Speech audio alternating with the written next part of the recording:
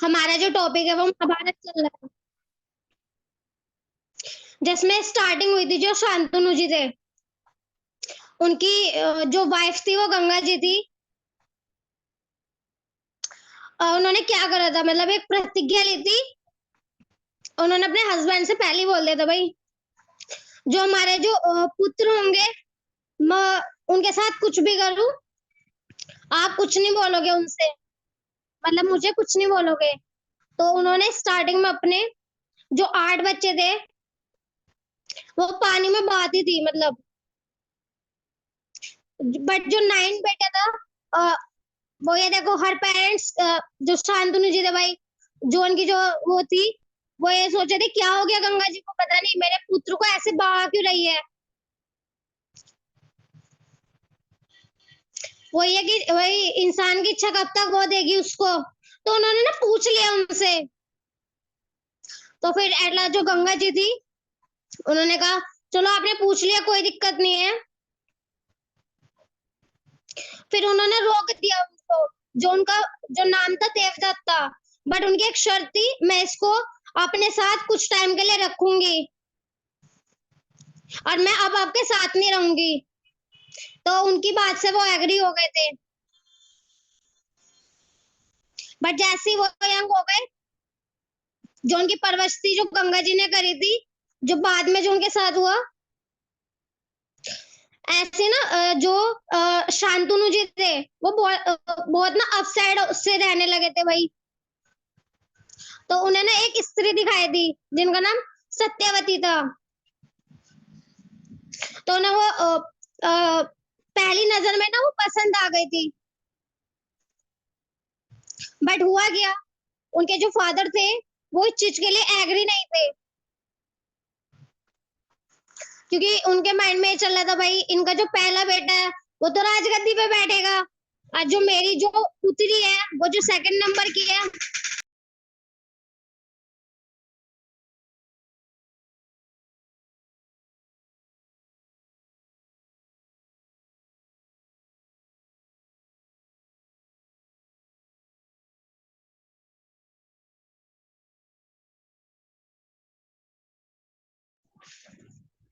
Sorry, उनके मन में ये था जो मेरी जो पुत्री है भाई उसका जो वारिस होगा वो तो वो रहेगा नहीं, राजगद्दी पे नहीं बैठ पाएगा। बट वो जो बात थी वो जो देवदत्त जी थे उनको पता चली कि मेरे जो फादर है भाई उनके, मतलब वो आजकल डिस्टर्ब क्यों रहते हैं, क्यों परेशान है, वो किस चीज को लेके परेशान है। तो उनको ऐसे ही पता चला कि मेरे फादर को ये बात खटक रही है। तो वो जो सत्यवती जी थे उनसे मिले और उनके फादर से मिले। तो फिर उन्होंने ये कहा भाई हमें,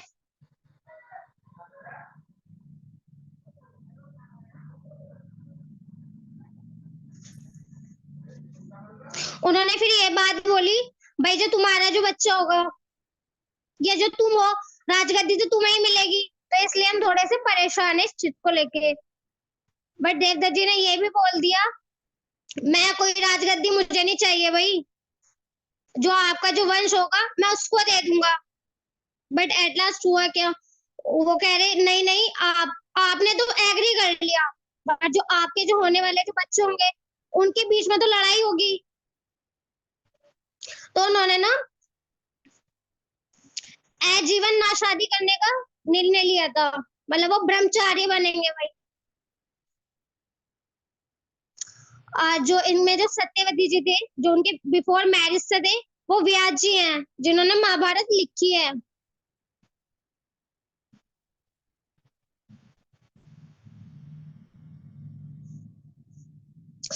और जो शांतनु जी थे उन्होंने सोचा भाई मेरे पुत्र ने मेरे लिए इतना बड़ा त्याग दे दिया, तो उन्होंने उन्हें वरदान दिया ना, तुम ना आजीवन जो तुम्हारी मृत्यु होगी ना वो तुम्हारी मर्जी से होगी।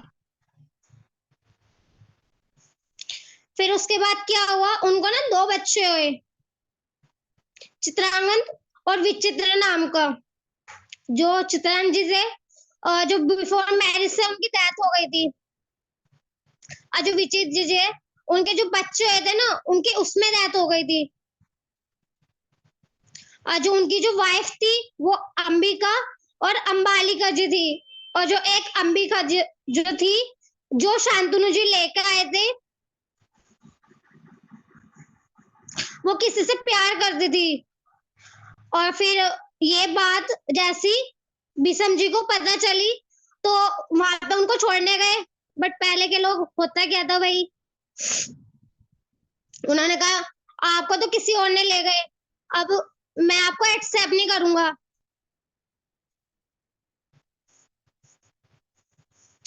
तो फिर अंबा जो थी, उन्होंने ये वाली बात बिशम जी से बोली, आप ना मुझसे शादी कर लो। अब उन्होंने बोला भाई मैं तो आजीवन शादी नहीं करूंगा, तो फिर मैं आपसे कैसे कर सकता हूँ।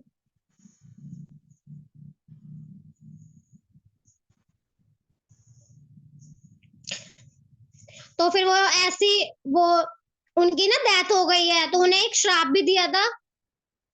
तुम्हारे बिशम जी को श्राप मिला था, जो अंबा जी ने दिया था, तुम्हारी मौत का कारण ना मैं ही बनूंगी। भाई आपने लास्ट में देखा ही होगा, और हमारे सर ने भी बताया, वो शिखंडी बना था ना, जो लड़का था ना वो लड़की थी, वो कारण उनका वही बना था। उसका भी छोटा सा बताऊं, जो पितामह भीष्म थे भाई, योद्धा थे भाई, महान थे।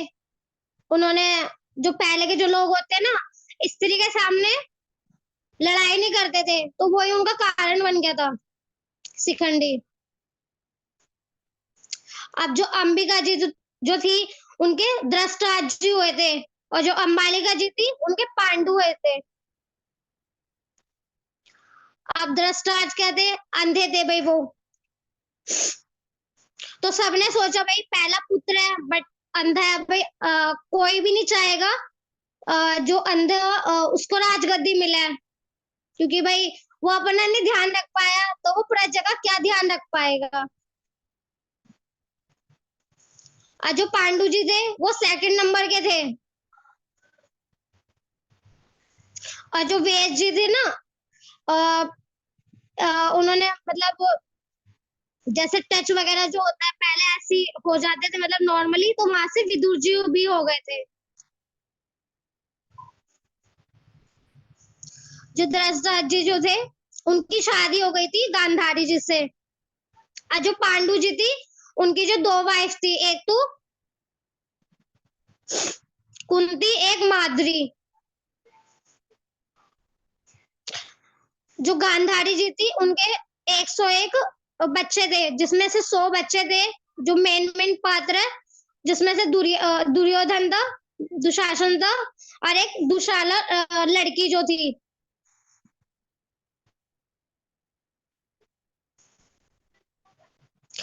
और जो पांडु जी थे,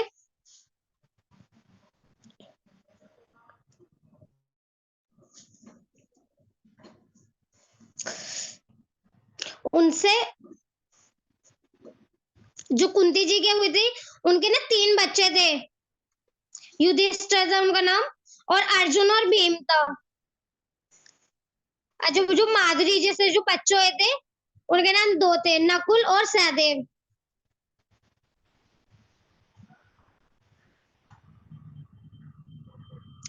फास्ट तो नहीं हो रहा है ना, मतलब सब कुछ क्लियर हो रहा है ना।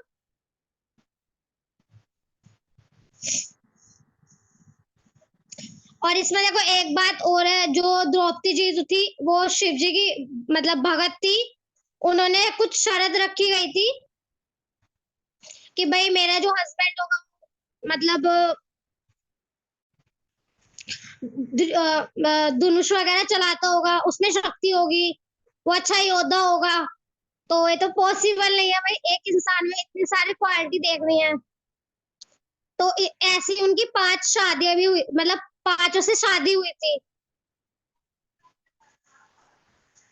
और जो भीम जी थे, उनकी एक शादी और हुई थी, हड़प्पा जो, और उनका एक बेटा भी था घटोत्कच। मतलब वो आगे बताएंगे आपको सेशन में। आज जो अर्जुन जी की भी एक शादी हुई थी सुमित्रा जी से, जिनका बेटा अभिमन्यु है।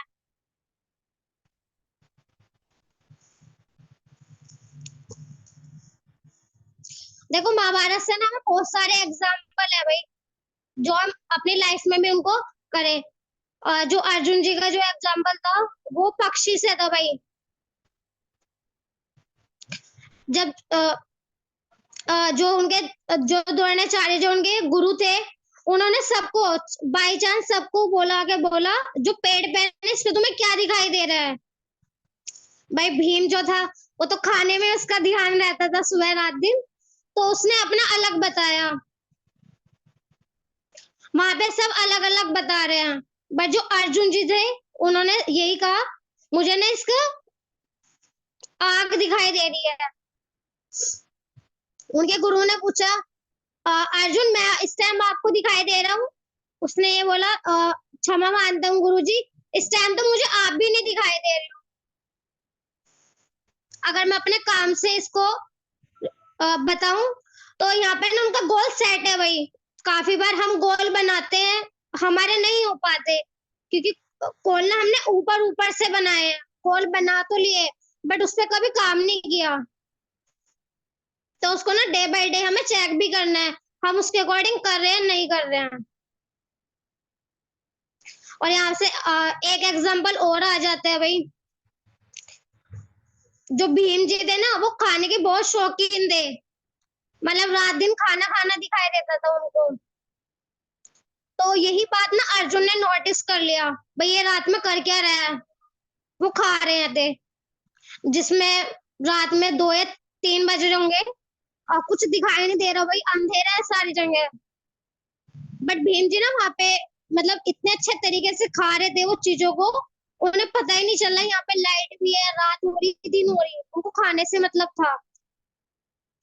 तो ये बात ना अर्जुन ने नोटिस करी। उन्होंने बोला कि भाई तुम ऐसा कैसे खा रहे हो रात में। तुम कह रहा भाई मुझे भूख लगी। तो अर्जुन ने इस चीज को ना ध्यान से सोचा, फिर वो अपने ना रात में भी प्रैक्टिस करने लगे। उन्हें ना कुछ भी दिखाई नहीं देता था, उनका जो काम था ना, उन्हें उन्होंने फोकस कर लिया इस चीज को लेके। अब जो उनके गुरु थे, वो सारी चीजें नोटिस कर रहे थे। काफी बार अगर हमारे अकॉर्डिंग वर्क के रिगार्डिंग मैं उसको बताऊं एग्जांपल से, स्टार्टिंग में जब हम नए नए आते हैं, तो हम ना इनविटेशन या फॉलो अप देख के करते हैं। कभी कभी हमें मीटिंग मिलती है, तो भाई कुछ बात याद करने के लिए हम भी सामने रखते हैं। तो स्टार्टिंग में ना हम सब चीजें देख के करते हैं, बट जब हम प्रैक्टिस प्रैक्टिस इतनी ज्यादा प्रैक्टिस कर लेते हैं, तो हमारे ना यहाँ सेट हो जाता है सब चीज। तो यहाँ से पता चलता है भाई प्रैक्टिस कितनी ज्यादा इम्पोर्टेंट है। एक ना इसमें जो करेक्टर में एकलव्य जी भी थे, जो अर्जुन जी से अच्छे धनुधर थे, बट वहां पे ना उनको एक गुरु नहीं मिले। जैसे काफी बार हमारे जो बिजनेस में होते हैं ना, हम दूसरों के पास चले जाते हैं, सोचते हैं यार वो हमें अच्छा बता देगा, बट वो हमें अच्छा बता भी देगा, कोई किसी का गलत तो चाहेगा नहीं भाई। बट वो ना हमें जो हमारे जो डायरेक्शन है, वो कहीं ना कहीं हमें उस चीज को भटका देगा, क्योंकि वो एक्स्ट्रा बातें करेगा हमसे। बट जो हमारा गुरु होगा ना, वो हमें अच्छे से संभाल के रखेगा। और जो 5 मिनट भी उनकी बात हो गई ना, वो सही बात बताएंगे हमें। तो यहाँ पे हमारा गुरु का होना, मेंटोर का होना बहुत ज्यादा जरूरी है भाई।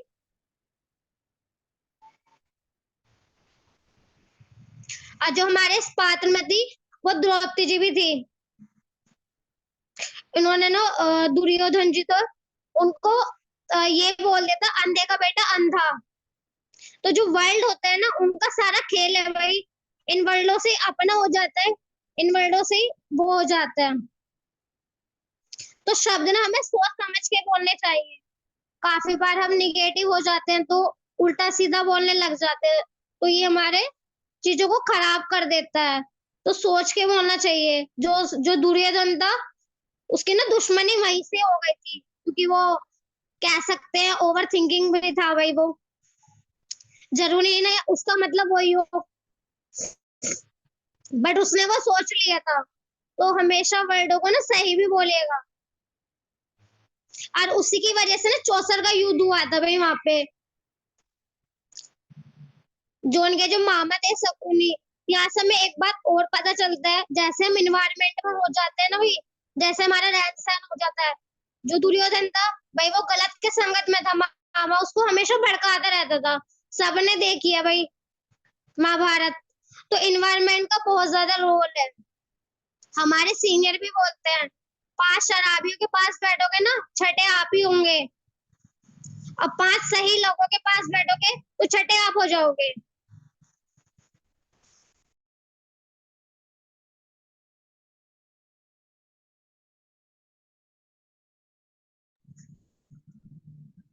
और 64 के बाद उन्हें 13 साल का वनवास हो गया था। तो वहां से ना युद्ध स्टार्ट हो गया था। वो जब वहां से आए थे तो युद्ध स्टार्ट हो गया था वहां से। बट अर्जुन जी के मन में यही था, मतलब पहले तो उन्हें उन्होंने बोल तो दिया भाई मैं स्टार्ट कर दूंगा, बट वो ना अपने जो उन्होंने जो गोल बनाया था वो उससे भटक गए थे। बट जो उनके साथी थे, जो किशन जी थे, उनको समझा रहे थे अर्जुन को, क्योंकि भाई वो अकेले ही वहां पे सबसे बड़े हुए थे पांडु की उसमें, तो भाई वो सबसे बड़ी ताकत थी। तो बट अर्जुन जी मान तो गए थे, बट वो जब उन्होंने अपने देखे तो वो कहीं ना कहीं पीछे हो गए थे, क्योंकि उनके वहां पे गुरु थे जो उनको सिखा रहे थे। भीष्म जी उनके दादाजी थे। वो अपने भाइयों से तो लड़ाई भी कर लेता, क्योंकि उनके ना बीच में क्लासेस चल गया था भाई, बचपन से ही वो था। बट वो उनके बारे में कभी भी बुरा नहीं सोचते थे। तो फिर जो किशन जी थे उन्होंने उनको अच्छे से समझाया, भाई क्या सोच रहा है, जो आज सोच रहा है ना तू, ये तो निश्चय हो गया है। तो अर्जुन जी ना मना कर देते थे, भाई मेरे को कुछ नहीं चाहिए, धन दौलत मेरे को कुछ नहीं, मैं तो कुछ भी कर लूंगा, इन्हीं को ही सारी चीजें दे दो तुम। तो वो ना वहां पे उनको जो किशन जी थे उनको अच्छे से समझा रहे थे, भाई तू क्या कर रहा है, अपने कर्म तो कर। तो उन्होंने उनकी ना बात नहीं मानी, क्योंकि देखो जब हमारी सगे संबंधी हमारे सामने हो तो हम भी निराश हो जाएंगे भाई, निगेटिव हो जाएंगे टोटली। हम उन पे कैसे चला सकते हैं। जो किशन जी थे उन्होंने उनको समझाया भाई कि कोई कुछ नहीं है, ये जो हमारा जो शरीर है ये वस्त्र बदलता रहता है। तो अर्जुन तो इतना ना बस सोच मत, तू बस अपना काम करता रहे। और यहाँ पर एक चीज और समझ में आई, जो कृष्ण जी थे वो भगवान थे, कर्म तो उन्होंने भी करा था भाई। और जो अर्जुन था उसको वो उन्होंने समझाया, कर्म भाई तुझे भी करना है, तू भाग नहीं सकता, अगर तू भाग गया तो तुझे भगोड़ा बोल देंगे वो लोग। मतलब क्योंकि ये तो हम भी देखते हैं, आने वाला जो फ्यूचर है वो उनकी बात कर रहे थे। तो वो स्टार्ट हो गए, वो मतलब बहुत ज्यादा उन्होंने किशन जी ने उनको बताया मनाया। फिर वो बाद में उन्होंने एग्री हो गए थे चीजों को लेके। और उस बीच में एक बात भी बताई थी सर ने, वो जो ज्ञान था ना वो सूर्य जी को दिया था, फिर उनके मतलब उनके बच्चों को दिया गया, फिर वो कहीं ना कहीं लुप्त तो हो गया था मतलब। तो फिर वो जो किशन जी आए फिर उन्होंने वो अर्जुन को दिया है। तो अर्जुन जी थे, उनके मन में ये भी क्वेश्चन चला, भाई तुम तो मेरे साथ के हो, तुम मेरे बुआ के बेटे हो, तो तुमने सूर्य जी को ज्ञान कैसे दे दिया। तो वो बोलते हैं यहाँ पे, भाई हमारा ना पुनर्जन्म होता है, तो मैंने बताया तो था, जैसे हमारा शरीर बदलता रहता है कपड़ों की तरह, ऐसे मैंने भी कर लिया था। तो वो युद्ध के लिए स्टार्ट हो चुके थे बिल्कुल। तो वहां पे क्या हुआ था, जो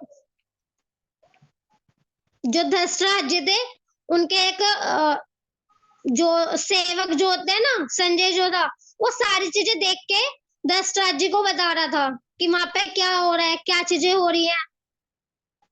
तो सारी वो खेल की वो उनको जरिए वो बता रहा था।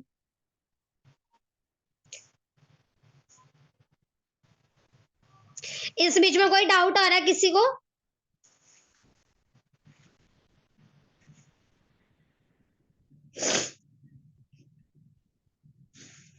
सर मेरी साइड से इतना ही था।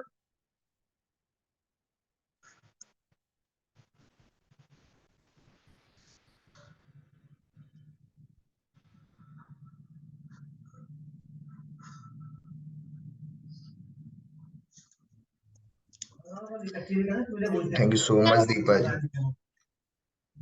एक बार आप सभी के सभी जो हैं दीपा जी के लिए ये वाली इमोजी बना सकते हो, क्लैपिंग वाली होती है।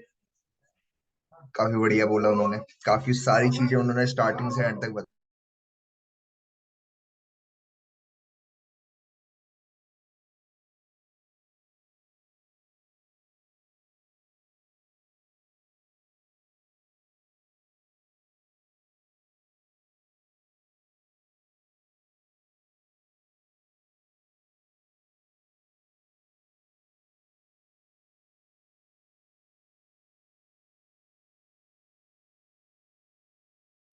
ओके ग्रेट, बहुत बढ़िया दीपा जी, आपने काफी सारी चीजें स्टार्टिंग से एंड तक बताई, मुझे काफी अच्छा लगा। आपने बहुत डिटेल के अंदर काफी सारी बातें बताई, और सबसे अच्छी बात मुझे ये अच्छी लगी कि आपने कोई भी चीज मिस नहीं करी। आपका ये रहा कि आप हर चीज बताएं, तो वो काफी अच्छी बात है। ठीक है, तो मैं आप सभी को भी कहूंगा आप भी आगे आना स्टार्ट करिए। इससे क्या होगा कि आपके अंदर कॉन्फिडेंस बिल्ड होगा। और इसमें मेरे को काफी अच्छी बात जो भीम वाले उन्होंने एग्जाम्पल दिया, मुझे नहीं पता था वो एग्जाम्पल, लेकिन मुझे भी एक नई बात पता चल गई। तो ये सब बातें क्या होती है कि जब हमारे पास कोई टास्क आता है या फिर कोई हमें मीटिंग देनी होती है ना, तो हमें ये रहता है कि हम अपने साइड से बेस्ट करें। तो क्या करना होता है, हम यूट्यूब पे जाते हैं, जगह जगह पे जाकर के चीजों को देखते हैं, सीखते हैं, और हमें रहता है कि बताएं आगे। राइट, तो इससे क्या हुआ कि हमारे पास में उस पर्सन की भी नॉलेज आ गई। राइट, तो मैं आप सभी को भी ये करूंगा कि आप लोग भी आगे आना स्टार्ट करिए। जैसे अभी दीपा जी ने काफी सारी बातें बताई, आगे बढ़ते हैं बिना किसी देरी के।